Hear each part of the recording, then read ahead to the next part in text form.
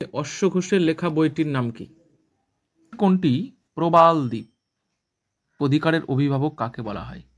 ফলের juice, jam, jelly, salad সংরক্ষণের জন্য কোন উপাদানটি ব্যবহার করা হয়? বলছে হাইকোর্টের বিচারপতিদের অবসর গ্রহণের সর্বোচ্চ বয়সসীমা কত? হাইকোর্টের তোমাদের প্রত্যেককে আমার লাস্ট বেঞ্চার্স চ্যানেলে স্বাগত। আশা করি তোমাদের প্রিপারেশন ভালোই চলছে। সামনে অনেক পরীক্ষাগুলো রয়েছে।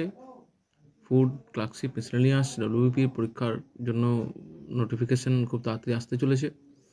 তো কিছু গুরুত্বপূর্ণ আবার জেনারেল স্টাডিজ এবং জেনারেল নলেজের প্রশ্ন নিয়ে আমি তোমাদের সামনে হাজির। দেখে নেব প্রথম প্রশ্ন থেকে। প্রথম প্রশ্নতে কি রয়েছে?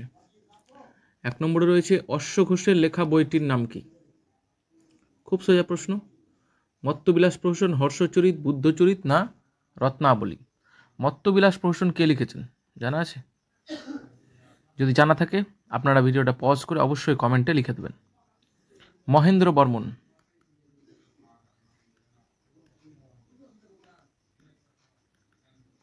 এটা লিখেছেন মহেন্দ্র বর্মন। হর্ষচরিত হচ্ছে কার লেখা? হর্ষচরিত হচ্ছে বাণভট্টের লেখা। বুদ্ধচরিত হচ্ছে অশ্ব ঘোষের লেখা। একের অ্যান্সার হচ্ছে অপশন সি। আর রত্নাবলী কার লেখা? এটা হচ্ছে হর্ষবর্ধনের লেখা। পরবর্তী প্রশ্ন দেখে নেব। নিচের কোনটি প্রবাল দ্বীপ? নিউমুর, কার্নিকোবর, আন্দামান না লাক্ষাদ্বীপ? তাহলে এটা সঠিক উত্তর হয়ে যাবে 2-এর ডি, লাক্ষাদ্বীপ। নিউমুর সম্পর্কে কিছু আমি তথ্য দিতে চাই এখানে। নিউমুর, এই নিউমুর আইল্যান্ড যেটা, তার অপর একটা নাম রয়েছে, সেটার নাম হচ্ছে পূর্বাশা। পূর্বাশা আইল্যান্ড, ঠিক আছে। একে আবার সাউথ তালপাট্টিও বলা হয়, মাথায় রাখবেন। 2010 সালে, ঠিক আছে, সমুদ্রপৃষ্ঠের জলস্তর বেড়ে যাওয়ার ফলে এটি জলের নিচে চলে যায়, ঠিক আছে। এই নিউমুর যেটা দ্বীপ, এটা কিন্তু সুন্দরবন অঞ্চলে দেখা গেছিল। সুন্দরবন অঞ্চলের একটা দ্বীপ নিউমুর, যেটা এখন বিলুপ্ত।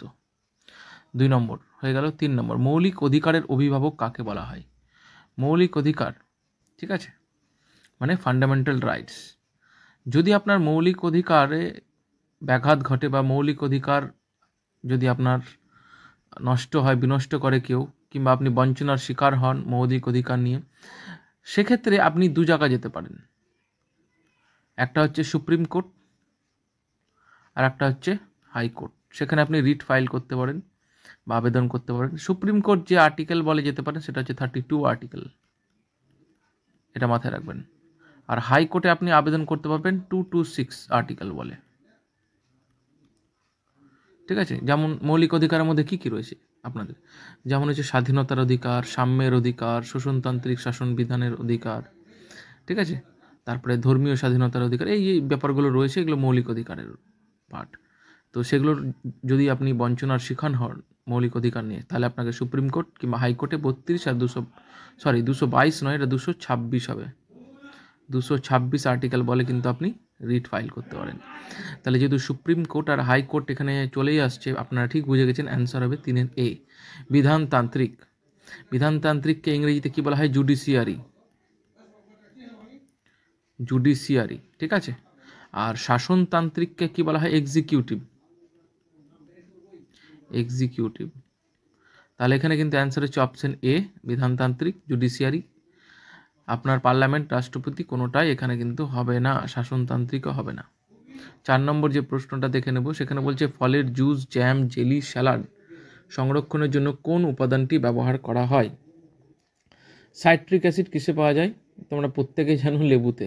লেবু, কমলা, খুব জনপ্রিয় কোশ্চেন এবং এটা প্রত্যেকটা পরীক্ষাতে আসে, ঠিক আছে। পটাশিয়াম ক্লোরাইড, এর সিম্বল হচ্ছে KCl, ঠিক আছে। পটাশ তৈরিতে ব্যবহৃত হয়, যেটা তোমাদের কৃষিকাজে সার হিসাবে ব্যবহৃত হয়।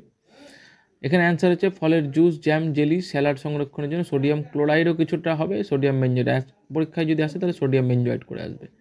আর সোডিয়াম ক্লোরাইডের সংকেত হচ্ছে NaCl, ঠিক আছে, যেটা হচ্ছে আমাদের বলে না খাদ্য লবণ, ঠিক আছে। নেক্সট পরবর্তী আমি প্রশ্ন দেখে নেব। বলছে হাইকোর্টের বিচারপতিদের অবসর গ্রহণের সর্বোচ্চ বয়সসীমা কত? হাইকোর্টের বিচারপতি বলেছে, তাহলে এখানে অ্যান্সার হচ্ছে 5-এর B, 62 হচ্ছে হাইকোর্টের, ঠিক আছে। আর 65 হচ্ছে সুপ্রিম কোর্টের বিচারপতিদের অবসর গ্রহণের সর্বোচ্চ বয়সসীমা। Thank you. সঙ্গে থেকে পরবর্তী আরও আমার জেনারেল স্টাডিজ এবং জেনারেল নলেজের ভিডিও তোমাদের এই চ্যানেলে আমি আপলোড করে দেবো, যেগুলো তোমাদের বিভিন্ন প্রতিযোগিতামূলক পরীক্ষায় সাহায্য করবে। Thank you.